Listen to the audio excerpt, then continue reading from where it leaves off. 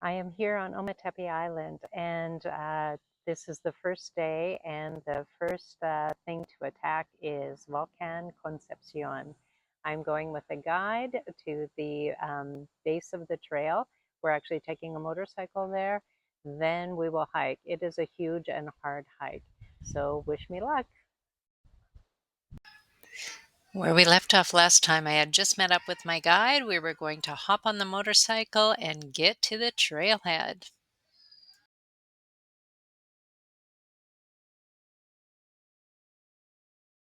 Mueve la cintura y los hombros y mueve tu cabeza.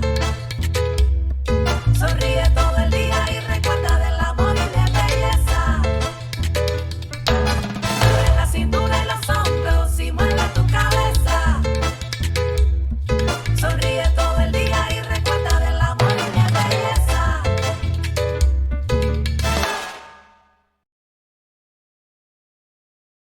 Mueve la cintura y los hombros y mueve tu cabeza. Sonríe todo el día y recuerda del amor y de belleza. Mueve la cintura y los hombros y mueve tu cabeza. Sonríe todo el día y recuerda.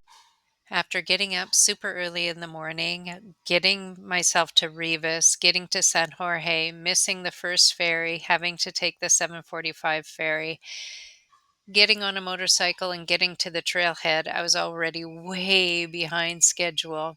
And people should really start this hike at like 6 o'clock in the morning, not at like 8:30 or whatever, 9 o'clock, whatever time we got started. So yeah, take that advice from me. The foliage along the way was absolutely spectacular and huge. I don't know if this is an aloe or an agave, but it was really, really large. Also, we saw a lot of plantain trees, some ceiba trees, not a lot of animals, but a lot of fruits and a lot of vegetation.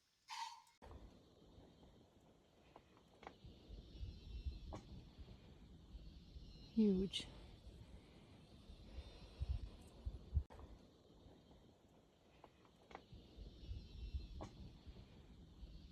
Huge.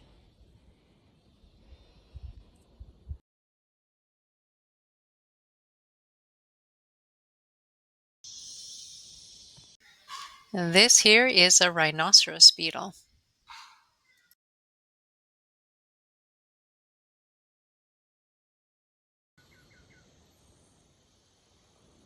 ¿Se llama okay? Sí. ¿Qué? Escarabajo rinoceronte. Ese le crece un cuerno acá, muy grande, cuando son adultos. These are called Satyria. I think I saw them on Mogaton, but I didn't know you could eat them. They taste like gooseberries.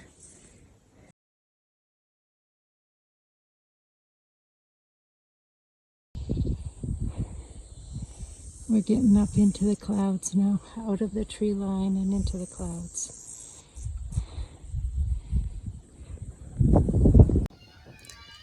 After getting past the tree line, it was about 1,000 meters of altitude, and we had this view, a little bit cloudy, but we still had a view.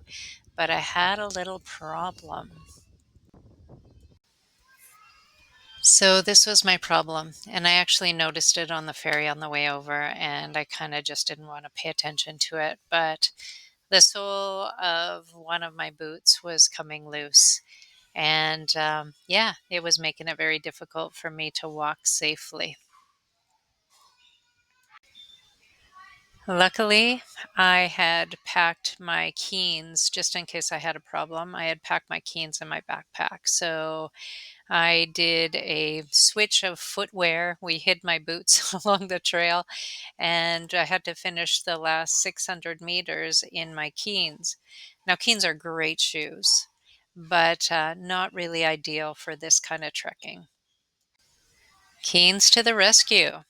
So as you can see with keens, they have openings, and this terrain, after we got through the tree line, it is all volcanic ash and like pebbles. And so what I was missing from my boots was the ankle stability and also these keens are open on the side, so all of that volcanic pebbles and ash, it gets in.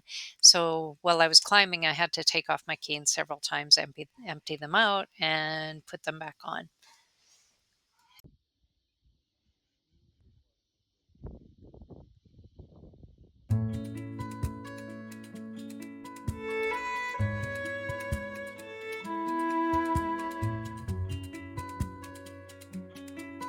Almost at the top.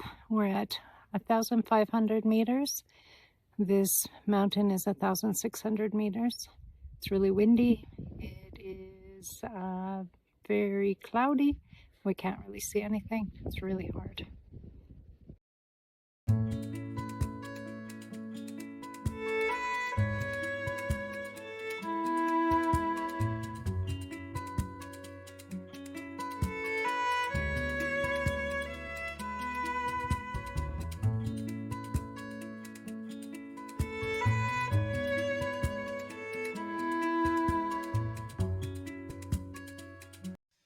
So this is the top. Made it! Yay! So we couldn't get too close to the crater because there was all sorts of fissures and it was pretty unstable, but this is as close and as much of a view that I got into the crater. Now, this hike was super hard for me. I had a lot of issues getting up to the top. Had the issue with my boots. I didn't pack enough water.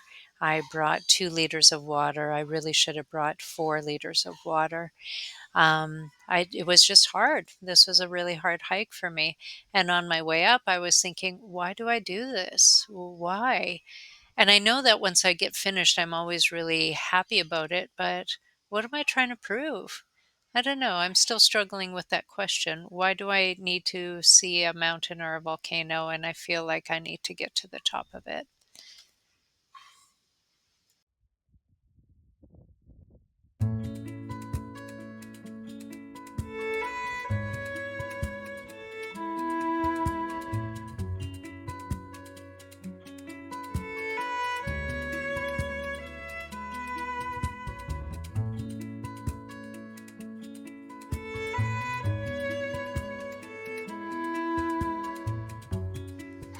So we got back down to about 1,000 meters in altitude, and this is where we had a little break and we had a snack.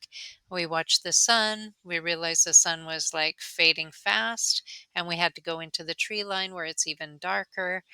My hips were starting to hurt me at that time. We collected my boots that we had hid in the bushes in this area, and we continued. So we continued on, and we get into the tree line, and it starts to get dark really, really fast. And we still had 2 more hours to get down to where we left the motorcycle.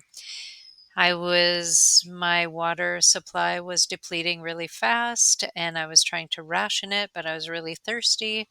My hips were starting to really hurt me. I was whining a little bit, and I kept asking him, how much further, how much further? And I just felt like we could never get to that motorcycle. It was so dark. So we finally got to the motorcycle. You can see here it is pitch black. I had fallen in between 10 and 20 times by this time, and I kept falling on my left hand because I had my pole in my right hand. And yeah, I was so happy to see this motorcycle, but I was in a lot of pain. While he was packing up the motorcycle, I was on the ground trying to stretch out my hips because they felt like they were seizing on me. We still had another 30-minute ride back to my hotel, which I hadn't checked into yet, and I needed to find water. I was starting to worry about all of these things. I was just hoping that I would be able to check in without any problems and find some water and get a shower and get to bed. That's all I wanted to do. So everything went smooth at the hotel. I checked in. I haven't been eating sugar since the beginning of the year, but I bought myself a Gatorade because I really thought that I was going to be super dehydrated and I needed the electrolytes. And I filled my water bottles back up again and I checked in and went to my room. I was so relieved. My left hand fared pretty well, I have to say. I really am so happy I didn't break anything with all of those falls. I was flippin' filthy. Look at that. And you can see my little keens on the in the right-hand corner there. Those are what got me to the top of that volcano and back down again. You can see where all of the dust got into the keens, and you can almost make out the imprint of the shoe there. um, so I drank a bunch of water. I drank my Gatorade. I did some stretches, and I went to bed. And I was just so worried that I would not be able to walk in the morning. So even though I drank a bunch of water before I went to sleep, as well as that Gatorade, I did not have to get up and go to the bathroom once in the middle of the night. And I slept a lot. And it's a miracle. I could still walk. Well, walking and going upstairs was one thing, but going down the stairs, I looked a little bit like this. Well, walking and going upstairs was one thing, but going down the stairs, So I hope you enjoyed coming along with me to the top of Volcán Concepción, and I hope to see you next week where I kayak the River Istian. I am waiting for a motorcycle to pick me up right now.